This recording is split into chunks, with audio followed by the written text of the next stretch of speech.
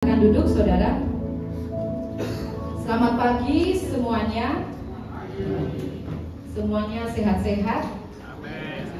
Karena suami saya pulang dari Prabu Muli bawa oleh-oleh, suaranya hilang. Berangkatnya sehat, pulangnya suaranya hilang.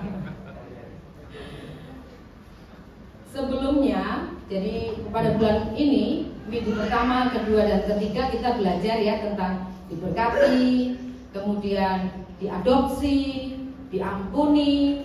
Semuanya itu Tuhan kerjakan melalui pengorbanannya di kayu salib. Untuk kita, untuk mengubah kita yang dulunya budak menjadi orang merdeka. Dulunya kita ini statusnya orang berdosa, karena pengorbanannya di kayu salib kita menjadi anak-anak Tuhan, diberkati, menjadi ahli waris, dan itu semua Tuhan yang mengerjakan. Sedikit pun tidak ada bagiannya kita. Dan Tuhan kepengin mengembalikan kita semua tanpa kecuali. Tuhan ingin mengembalikan kita kepada rencananya yang semula. Dan di dalam rencananya Tuhan itu tidak bekerja sendiri, Bapak Ibu Saudara.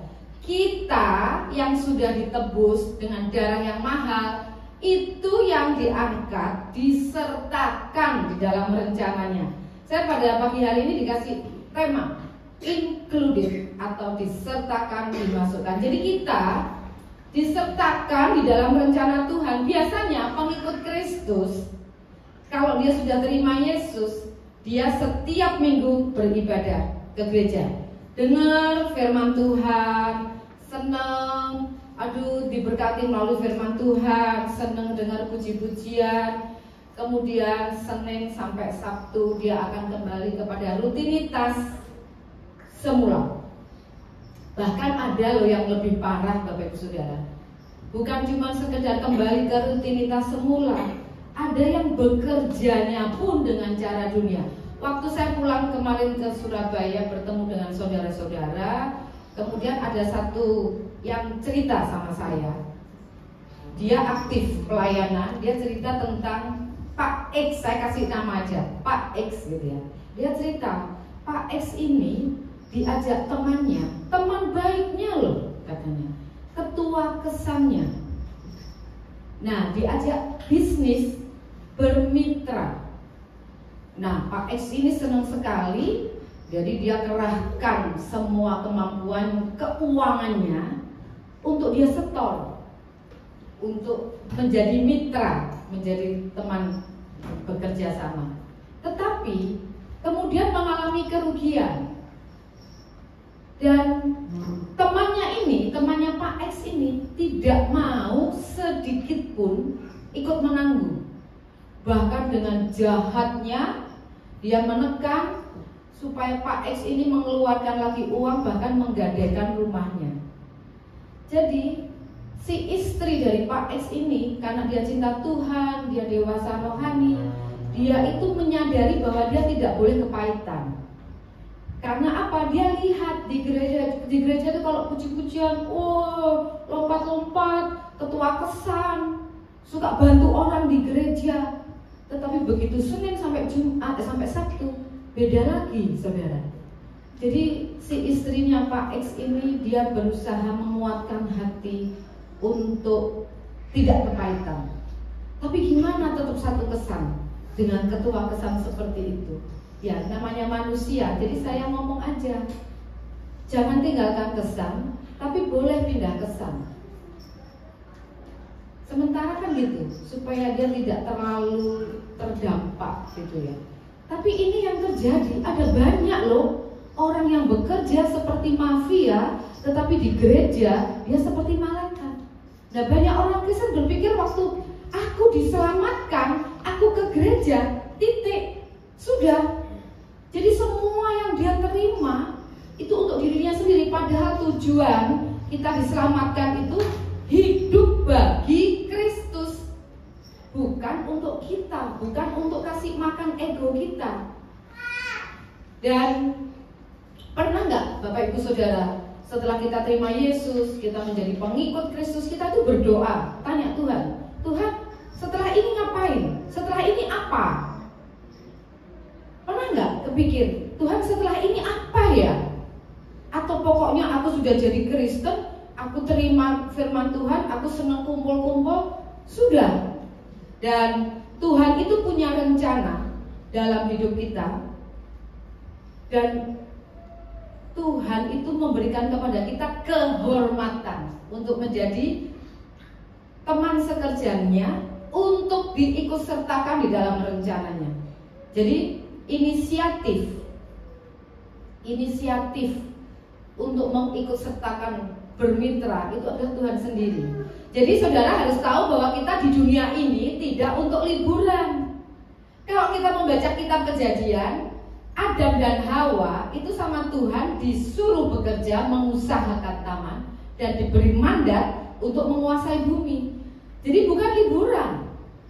Dan kita ini terhormat loh, sama Tuhan diikut sertakan di dalam rencananya. Jadi saudara bisa bayangin kalau saudara diajak bekerja sama dengan orang terkaya di Palembang, sultannya Palembang. Saudara diajak kerja sama, waduh bangganya bukan main.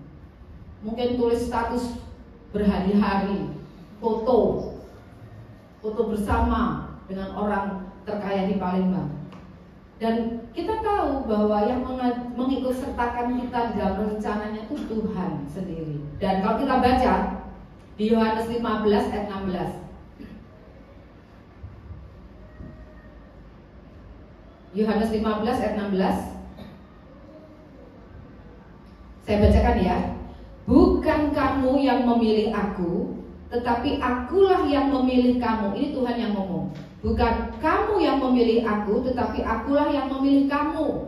Hai kamu yang punya sifat ekstrovert, kamu yang punya sifat introvert, kamu yang koleris, kamu yang pragmatis, kamu yang punya duit, nggak punya duit, kamu yang terpelajar, kamu yang tidak sekolah, kamu itu kita semua. Dan aku telah menetapkan kamu supaya kamu pergi dan menghasilkan buah, dan buahmu itu tetap, supaya apa yang kamu minta kepada Bapa dalam namaku diberikannya kepadamu. Ayat ini ditujukan untuk orang-orang yang sudah menerima Yesus sebagai Tuhan. Ayat ini untuk kita, supaya kita ini pergi, dan Tuhan itu memilih kita bukan cuma beribadah, berorganisasi di gereja, melakukan tugas-tugas rutin kita di tempat ini, kemudian terus nggak ngapa-ngapain. Tuhan menyuruh kita pergi. Pergi itu kemana? Kalau misalnya ada orang yang belum diselamatkan di dalam rumah kita, ya kita pergi ke situ. Pergi kan bukan berarti ke Afrika, ke Cina, bukan. Orang-orang terdekat kita yang belum menerima keselamatan, kita pergi ke situ. Dan kita dipilih untuk menghasilkan buah. 1 Korintus 3 ayat 9 itu mengatakan kita adalah kawan sekerja Allah. Jadi benar-benar Tuhan itu mengajak kita bermitra. Kok ayatnya nggak bisa ditampilkan? Jadi saudara, bayangkan orang yang mengajak bermitra dengan kita itu siapa? Tuhan Yesus itu. Dia pemilik surga dan bumi. Kenapa kita nggak bangga diajak bermitra dengan pemilik surga dan bumi, penguasa, pencipta alam semesta? Dan saudara perhatikan bagian akhir dari Yohanes 15 ayat 16. Bagian akhir Yohanes 15 ayat 16. Apa tujuannya Tuhan menyuruh kita pergi? Tentu banyak orang diselamatkan. Yohanes 15 ayat 16. Tuhan kepengen banyak orang diselamatkan melalui kita. Tetapi apa yang Dia janjikan di akhir ayat ini, supaya apa yang kamu minta kepada Bapa dalam namaku diberikannya kepadamu. Jadi saudara, kita tahu sekarang kenapa doa-doa kita ini sepertinya nggak ada jawaban. Aku minta sama Tuhan sudah bertahun-tahun nggak dikasih. Akhirnya kita komplain, kita kecewa, kita sakit hati sama Tuhan. Tapi saudara, kita ini nggak tahu bahwa janji ini ada kalau kita pergi. Jadi Tuhan itu, jadi bayangin saudara ya, kalau saudara itu bekerja sebagai karyawan, saudara kerja keras, saudara tidak mau terlambat, nanti kalau terlambat gajinya dipotong, saudara Demi apa? Fokusnya apa? Akhir bulan saudara terima gaji. Itu kan yang ditunggu-tunggu. Kalau sama perusahaan kita begitu bisa percaya, kenapa sama Tuhan nggak bisa percaya? Betul kan? Jadi ada orang bilang gini, iya kalau gaji itu nyata, Tuhan itu nggak nyata. Kalau gaji itu pasti, kalau Tuhan itu nggak pasti. Saudara, kalau kita ini tidak pernah melakukan firman Tuhan, tidak praktek, kita ini tidak punya pengalaman pribadi bersama Tuhan. Orang yang tidak punya pengalaman pribadi bersama dengan Tuhan, ya dia nggak mungkin bisa percaya. Petrus, kalau dia nggak pernah mengalami bersendiri berjalan di atas air, waktu dia dengar ada orang cerita, ada orang mau berjalan di atas air, tentu Petrus akan mengajak berdebat. Dia akan keluarkan hukum fisika, hukum Archimedes. Mana ada orang yang massa jenisnya lebih berat dari massa jenis air, kok bisa berjalan di atas air? Tentu akan didebat. Demikian juga kita, kalau kita cerita sama orang, kita mengalami satu peristiwa dengan Tuhan dan orang itu tidak percaya, itu sudah biarkan saja. Kemarin hari Jumat setelah doa malam, Leo sama Kevin itu tinggal untuk ngobrol-ngobrol sampai malam jam 10 kalau nggak salah. Dan Leo itu cerita apa yang dia alami waktu dia setia memberi persetujuan. Kami ini klop, karena saya juga melakukan kan. Jadi kita ngomong asik sekali gitu loh.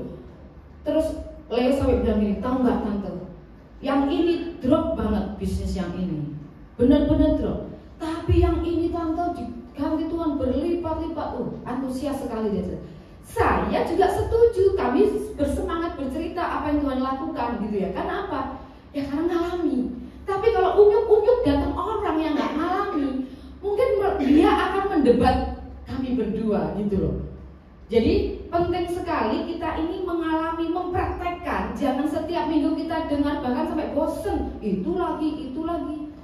Dan bayangin saudara, kalau Tuhan sudah ngomong gitu, apa yang kamu minta dalam namaku, aku akan berikan. Saudara, imajinasikan ada Tuhan di sini sedang nanya sama saudara, anakku, kamu mau apa? Aduh Tuhan, aku mau rumah. Aduh Tuhan, aku mau utangku lunas. Aduh Tuhan, aku mau jodoh yang cinta Tuhan. Benar kan?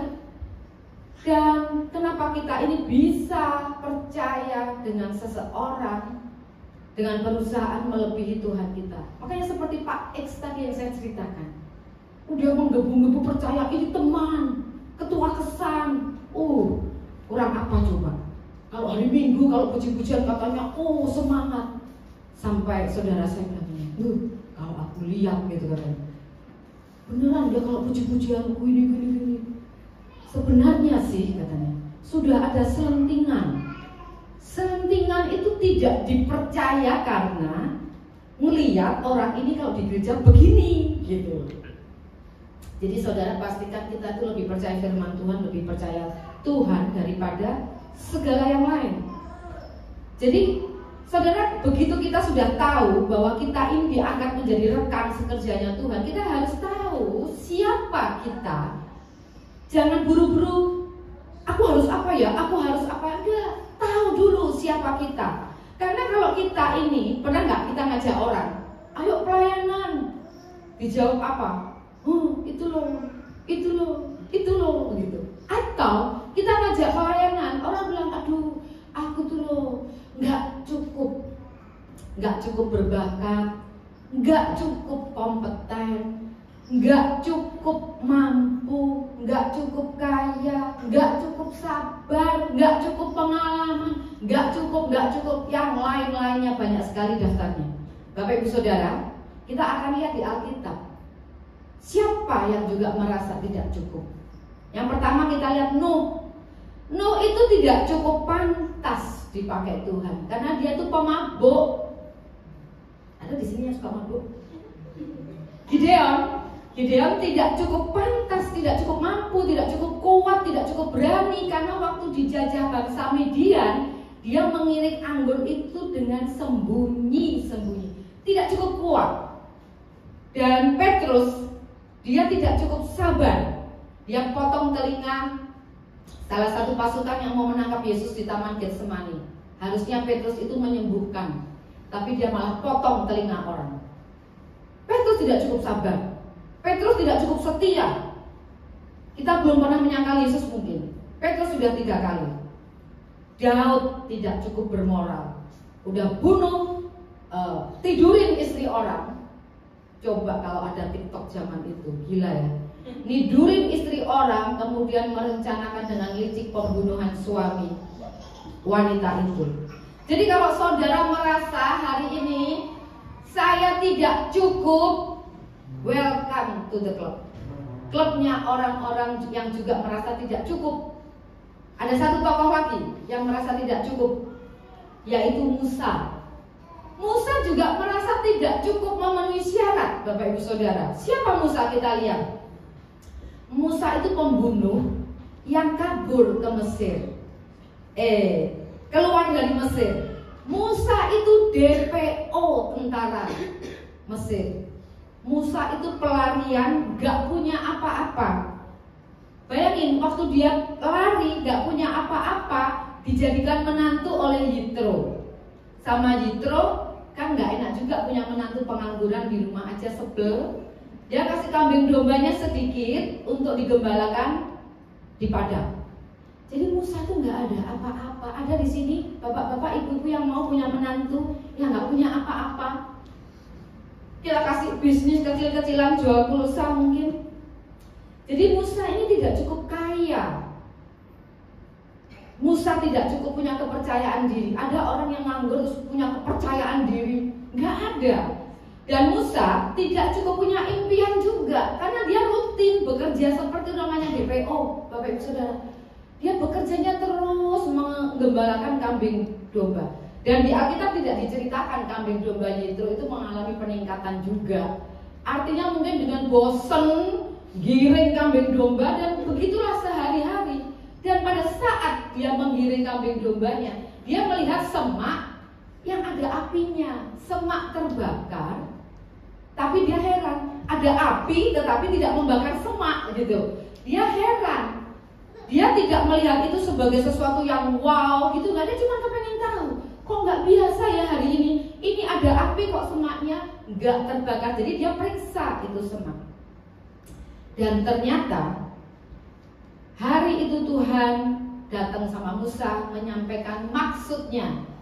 Musa akan dikirim untuk membebaskan bangsa Israel yang diperbudak di Mesir. Apa responnya Musa? Musa kan merasa tidak pantas, tidak kuat. Karena apa? Dulu Musa itu pernah membunuh, ada orang Israel sama orang Mesir berantem. Musa, meskipun dia dibesarkan di Mesir, darahnya darah Israel. Jadi dia bunuh, pikirnya dia mau bantu orang Israel, dia bunuh orang Mesir. Kemudian satu hari ada orang Israel sama orang Israel berantem. Musa kepengennya itu melerai, sama-sama saudara kok berantem. Tetapi apa yang dikatakan orang Israel itu? Siapa yang mengangkat engkau menjadi pemimpin dan hakim atas kami? Jadi Musa itu punya trauma. Lah bela satu orang aja langsung dia ngomong, siapa kau? Gitu kan? Kok mau jadi pemimpin kami? Semua apa yang dilakukan itu tidak diterima, tidak dihargai. Jadi Musa pelarian punya trauma loh. Dan bagaimana Tuhan bela satu orang aja digituin? Kok aku diangkat untuk membebaskan satu bangsa yang besar? Jadi Musa merasa tidak cukup kompeten juga. Tetapi Musa tahu Tuhan itu mampu. Yang tidak mampu itu dirinya. Jadi Musa melihat bahwa dia tidak memenuhi syarat. Dan selain semuanya itu, Bapak Ibu Saudara, Musa itu disuruh menghadap Fir'aun untuk berbicara. Dan Musa orang yang tidak pintar ngomong. Mungkin Musa ini orang yang introvert, pemalu, dia merasa tidak nyaman di keramaian, dia lebih senang jadi pendengar daripada ngomong. Jadi kalau kita tuh seringkali seperti Musa, kita tahu Tuhan itu luar biasa, Tadi puji-pujiannya apa? Ada kuasa dalam nama Yesus. Kita tuh sering ngomong, tapi kita tuh tidak mikir. Hanya ngomong ada kuasa dalam nama Yesus. Tuhan itu yang termulia. Tapi aku tidak. Tuhan bisa memindahkan gunung, meneduhkan badai. Tapi aku tidak. Sama seperti kita, sama seperti Musa kita ini, apapun kondisi kita, Tuhan itu bisa memakai kita.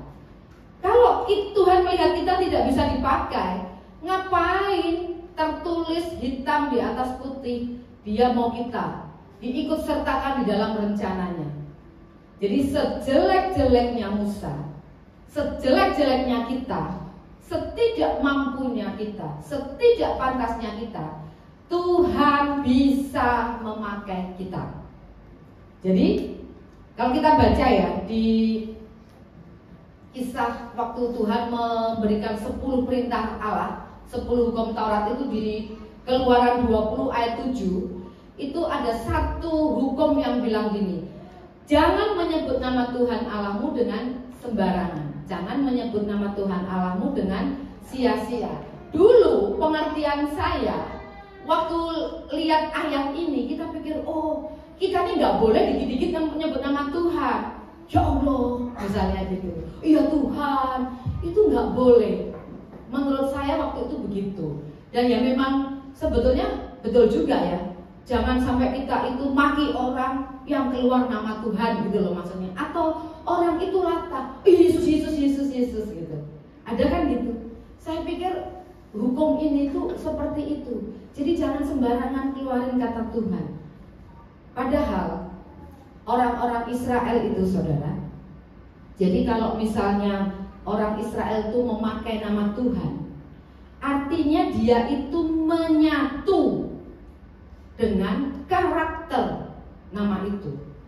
Makanya ada perintahnya nggak boleh menyebut secara sembarangan. Karena begitu kita menyebut, menyandang, memakai nama Tuhan, karakter kita itu harus menyatu dengan karakternya. Jadi misalnya begini, kalau suami istri itu menikah, maka hartamu hartaku, gitu ya. Harta suami harta istri, harta istri harta suami.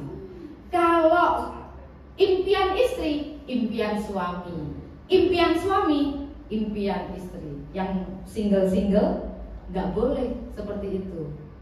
Dan waktu kita, jadi istri menyandang nama suami itu berarti sudah menyatu. Ya, misalnya Bu Siti itu namanya dari Siti Aisyah jadi Siti Zeus. Nah itu, kalau sudah menyandang nama suami itu udah menyatu. Nggak ada kan orang pacaran pakai nama pacarnya. Siapa nih misalnya Lilis, nama pacarnya gitu. Lilis belum punya pacar, jadi saya nggak bisa kasih namanya. Nggak bisa kalau masih pacaran. Yang bisa itu kalau sudah menikah. Dan kita juga begitu.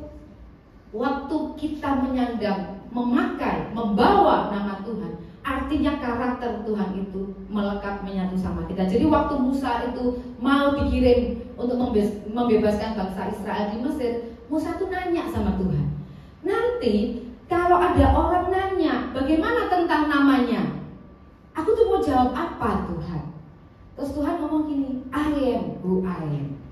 Saudara tahu, I am who I am. Aku adalah aku. Pusing juga ini. Kalau dari bahasa Ibrani, kata Yahweh, Latin dibilang Yehova, tetapi I am who I am itu artinya juga Tuhan itu ngomong aku adalah titik. Tuhan tuh mau ngomong aku adalah sempurna. Aku adalah powerful. Aku adalah luar biasa. Tergantung situasi dan kondisi kita. Jadi di dalam situasi apapun Bapak Ibu Saudara, Tuhan itu bisa menjadi seperti itu. Jadi Musa berangkat dengan membawa nama Tuhan yang seperti itu. Jadi sekarang kalau kita ini menerima Yesus, Bapak Ibu ingat, di hari kita menerima Yesus sebagai Tuhan, di hari kita menjadi pengikut Kristus, ingat kita sudah menyatu dengan nama Yesus. bukan cuma omongan kita yang Tuhan, Tuhan, Tuhan, bukan cuma ucapan, tetapi karakter, gaya hidup kita itu harus sesuai. Jadi kalau misalnya ada orang tidak percaya, kemudian dia hidupnya sesuai dengan dunia ini, ya begitu. Tetapi kalau kita menjadi orang percaya, hidup kita harus sesuai dengan nama Tuhan yang kita bawa. Jadi sekarang kita bisa katakan di dalam diri kita masing-masing, kalau ditanya siapa kamu, hati-hati isinya. Siapa kita? Siapa kamu? Bukan Siti Aisyah lagi. Siapa kamu? Aku anak Tuhan. Siapa kamu? Aku punya kuasa. Itu yang harus kita ingat. Siapa kita? Supaya kita ini tahu bahwa kita semua memenuhi syarat untuk menjadi rekan sekerja Tuhan. Jadi kita semua itu memenuhi syarat bukan karena kita baik, tetapi karena anugerah Tuhan. Jadi saudara jangan berpikir, aduh, dapat apa ya? Ya ampun saudara, kalau saudara masih bilang, aduh, dapat apa ya? Jadi rekan sekerja Tuhan, penguasa langit dan bumi, dapat apa? Saudara minta apa? Seperti firman-Nya tadi. Jadi ada banyak orang itu, ini agak menyimpang sedikit. Ada banyak orang saudara. Ini saya ada pepatah bilang gini kan. Orang yang bijak itu belajar dari pengalaman orang lain. Betul? Jadi kita jangan gini, oh aku mau kok mengalami, biar punya pengalaman. Salah. Orang bijak itu kita belajar dari pengalaman orang lain. Jadi saya sering sekali sekarang ini merasa takut mengambil keputusan. Karena apa? Melihat dulu saya banyak buat kesalahan. Karena apa? Saya merasa pinter. Logika saya ini bekerja lebih dominan daripada perasaan. Jangan dipikir wanita-wanita, oh perasaannya dominan. Salah Bapak Ibu. Ada wanita-wanita yang dominannya itu logikanya. Dan saya banyak mengalami kegagalan. Saya juga melihat orang yang pinter-pinter pakai logika, menurut saya juga salah, gagal mengambil keputusan. Jadi sekarang ini apa yang saya lakukan? Karena saya belajar melihat pengalamannya orang, saya berdoa lebih sungguh-sungguh. Dulu berdoa itu seperti lapor, tapi di sini udah muter, udah ngerti, udah pinter gitu loh. Tetapi sekarang saya enggak. Saya berdoa. Karena apa? Saya mau janji Tuhan itu digenapi. Saya mau terima apa yang disediakan Tuhan. Jangan mau saudara, yang satu orang ini terima terus, kita itu melongo lihat, kok aku enggak ya? Saya enggak mau seperti itu. Apa yang dijanjikan Tuhan, saya mau terima. Jadi kita ini memenuhi syarat karena anugerah Tuhan. Kita ini memenuhi syarat karena kebaikan Tuhan. Dan kita diikut sertakan Tuhan di dalam rencananya yang besar, itu juga karena anugerah Tuhan. Jadi kita harus fokus kepada apa yang Tuhan lakukan. Jangan batasi Tuhan dengan pikiran kita. Jangan batasi Tuhan dengan kemampuan otak kita. Jangan batasi Tuhan dengan karena komentar-komentar orang. Jangan batasi Tuhan karena trauma-trauma masa lalu. Jangan batasi Tuhan karena kegagalan-kegagalan masa lalu kita. Kita harus pergi menghasilkan buah, dan itu yang diharapkan Tuhan. Supaya nanti pada saat kita bertemu dengan Tuhan, Tuhan ngomong, baiklah hambaku, engkau hambaku yang baik dan setia. Jadi kita tidak lakukan sekali-sekali waktu hari Minggu, tetapi setiap saat. Saudara harus tahu, pujian yang kita naikkan tadi, yang saudara sudah keluarkan dari mulut, itu biar sumbernya itu dari hati kita, itu pengakuan kita. Kita ini bejana Tuhan. Kita ini mau dipakai Tuhan untuk rencananya. Kita ngomong memberikan diri kita untuk dipakai Tuhan. Keluar dari gereja, enggak tuh, aku enggak ngomong. Loh tadi waktu pujian. Jadi mulutnya ini kebiasaan buka, ini enggak sinkron, ininya enggak sinkron. Makanya saya undang pemain musik WL Singer. Kita naikkan pujian ini, masukkan dalam hati. Ini menjadi pengakuan kita.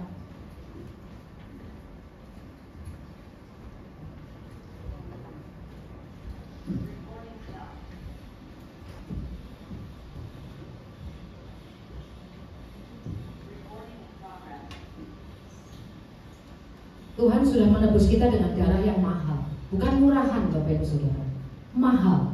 Itu sakitnya juga tidak acting. Sebentar lagi kita akan mengingat merayakan Jumat Agung. Itu kita lihat Tuhan itu tidak acting kesakitan, tapi itu benar, dia merasakan kesakitan yang sangat. Rupanya itu sudah tidak berbentuk lagi karena darah yang memuncul. Kita diminta, diikut sertakan, bukan sendirian tak bermodal. Kita diikut sertakan Tuhan dengan modal, kuasanya, penyertaannya, berkat-berkatnya. Jadi apa yang kita terima, tubuh kita masih lengkap, itu anugerah Tuhan.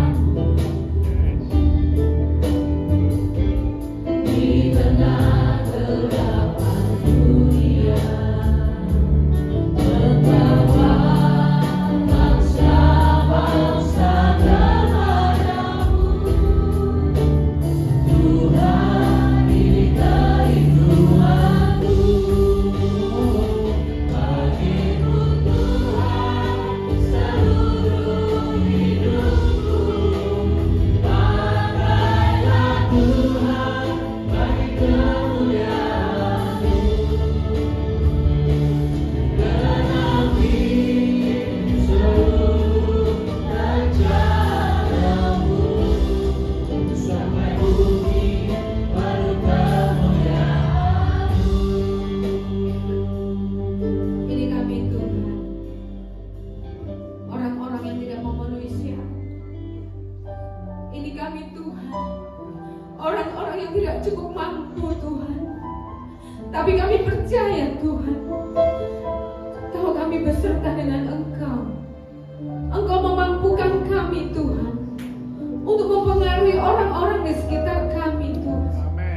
Engkau yang memberikan kami kemampuan, pengurapan, kuasa Tuhan, untuk kami bisa menghasilkan buah. Tidak ada kebanggaan di dalam diri kami, karena Engkau Tuhan yang melakukan bagi kami. Kami ini hamba-Mu Tuhan, kami ini rekan sekerja-Mu Tuhan.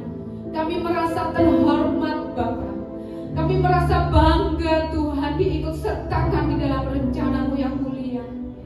Jadikan kami alat-Mu Tuhan, untuk menjadi terang bagi orang-orang di sekitar kami Tuhan, bagi keluarga kami yang terdekat, bagi teman-teman kami di mana setiap hari kami bertemu dengan mereka. Kami tidak mau tertipu dengan aktivitas rohani kami Tuhan, tetapi kami mau pergi untuk menghasilkan buah. Kami mau Tuhan seperti orang-orang lain di Alkitab yang Tuhan pakai dengan dahsyat. Kami percaya kami menjadi orang-orang pilihan Tuhan, orang-orang yang Kau kasihi. Kami menyerahkan hidup kami Tuhan, sesuai dengan pujian kami pada pagi hari ini Tuhan. Kami menyerahkan masa depan kami untuk Engkau pakai Tuhan. Terima kasih Bapa untuk nasihat-Mu pada pagi hari ini. Terima kasih Engkau mengingatkan kami Tuhan. Mari Engkau terus berkarya dalam kehidupan kami. Terima kasih Tuhan. Engkau melihat tangan-tangan yang diletakkan di dada Tuhan. Mereka orang-orang yang mau Tuhan Engkau pakai di dalam rencana-Mu. Engkau yang memberi kemampuan, Engkau yang menyertai mereka sesuai dengan janji-Mu. Terima kasih Tuhan. Di dalam nama Tuhan Yesus Kristus kami mengucap syukur dan berdoa. Haleluya, amin. Silakan duduk Bapak Ibu Saudara.